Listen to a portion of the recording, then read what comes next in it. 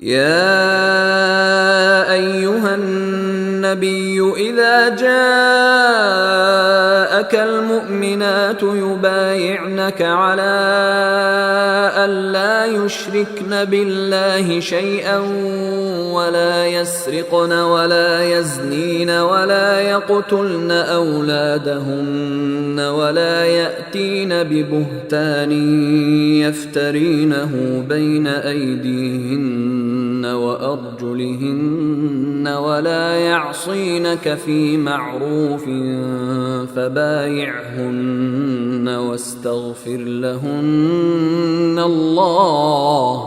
إن الله غفور رحیم۔ اے نبی،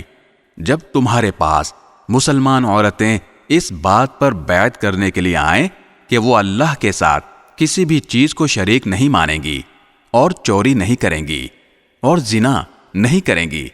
اور اپنی اولاد کو قتل نہیں کریں گی اور نہ کوئی ایسا بہتان باندھیں گی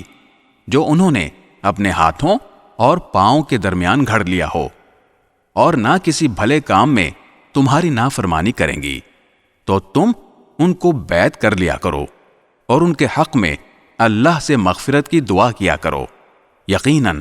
اللہ بہت بخشنے والا بہت مہربان ہے۔ يا أيها الذين آمنوا لا تتولوا قوما غضب الله عليهم قد يئسوا من الآخرة كما يئس الكفار من أصحاب القبور۔